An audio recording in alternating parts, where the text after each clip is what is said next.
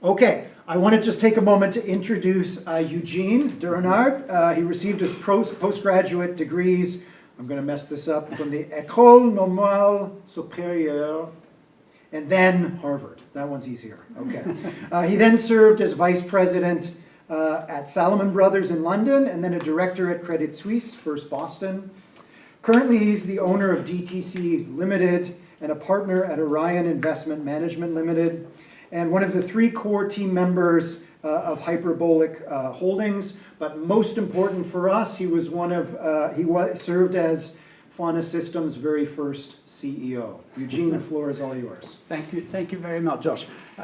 Actually, I see your information is slightly out of date because I'm not, in fact, on any social media because I thought it was dangerous to come into the US with social media. They ask you now on the ESTA what kind of things you are. But I actually, thank you very much. I'm extremely honored and pleased to be here at the first ABLE, I would say, workshop for computer-designed organisms.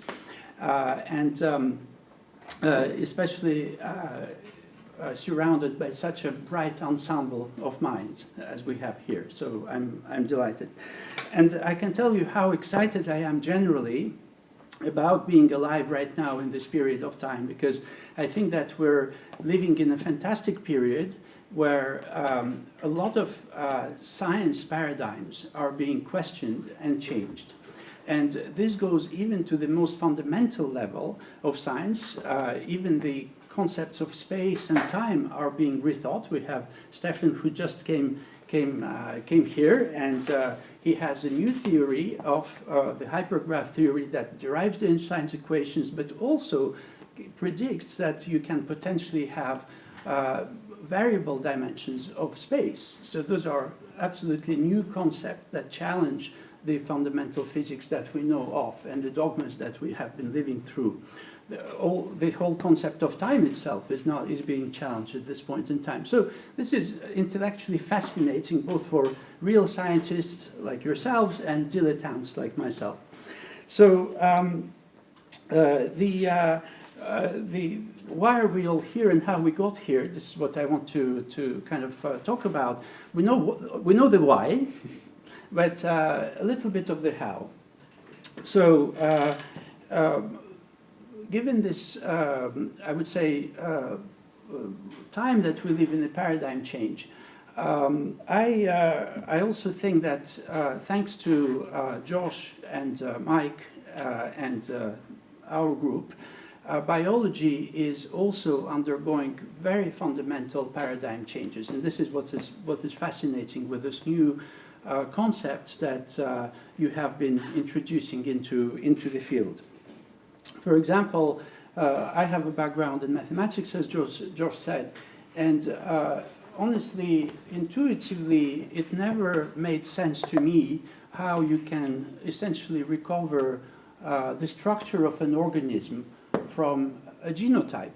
I mean, this is almost probability 0 from a mathematical perspective that you can do that.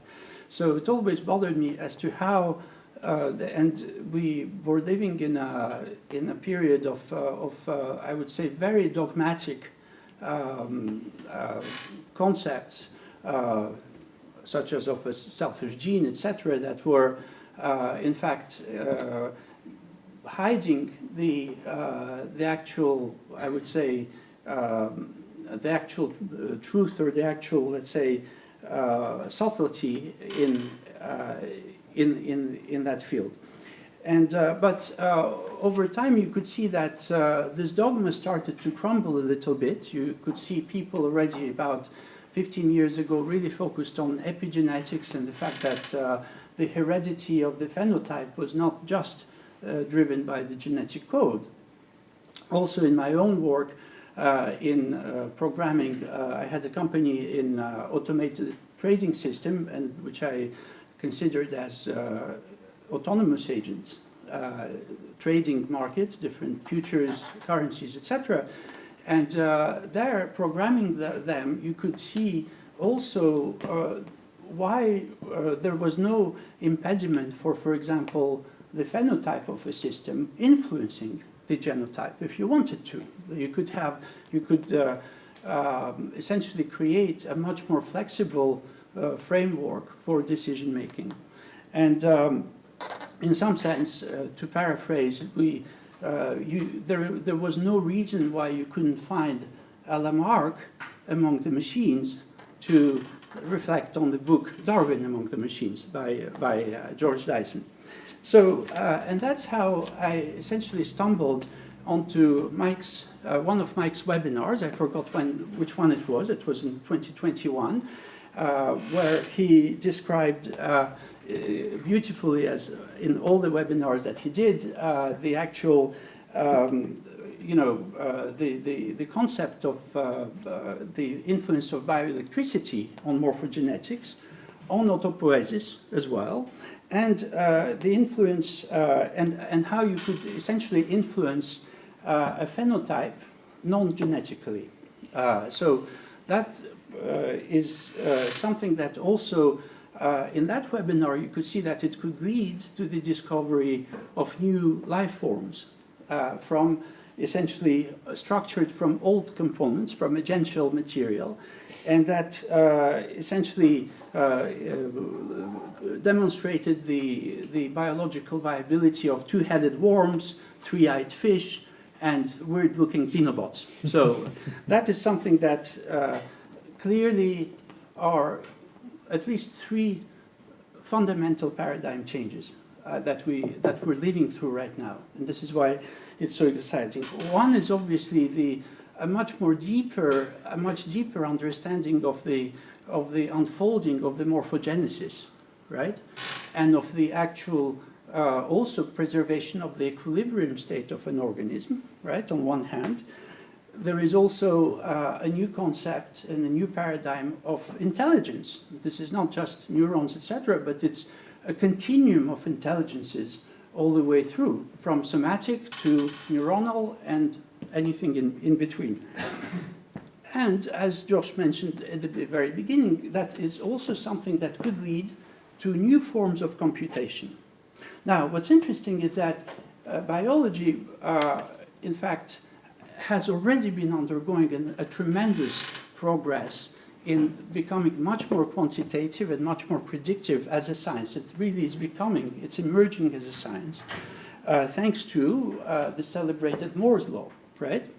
But as many people are now are worried that actually the Moore's law, as embodied in silicon-type computers, is plateauing, right? It's plateauing because we're reaching physical limits of, let's say, electronic computation.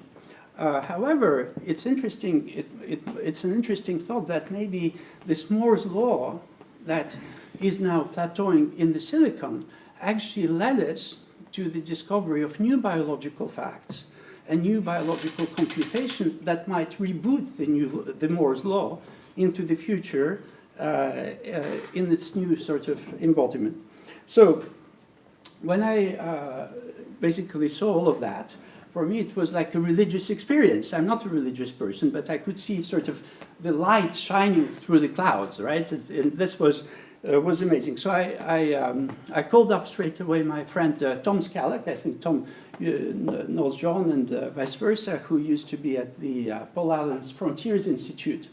And I said, Tom, do you know of a certain Professor Mike Levin? He said, yeah, I know. He's, yeah. I said, well, introduce me to him straight away.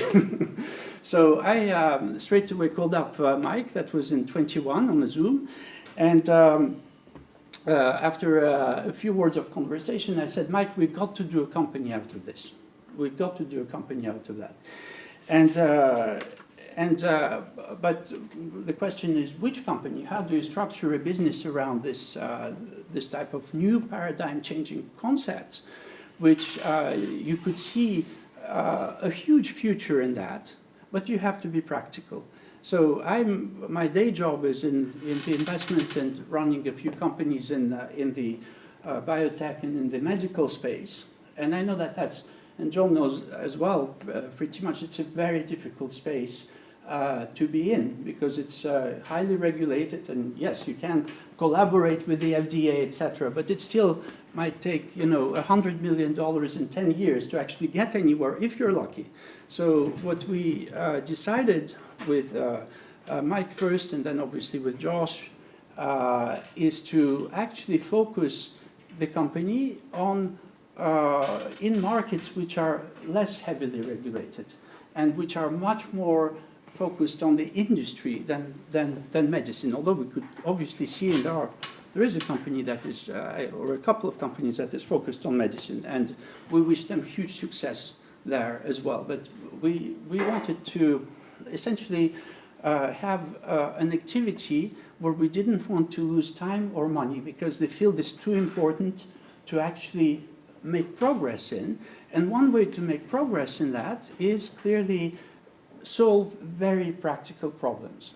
So that is, and the industry, we think, is providing us with practical problems to solve, such as, for example, the biosensors and things like that we already touched upon.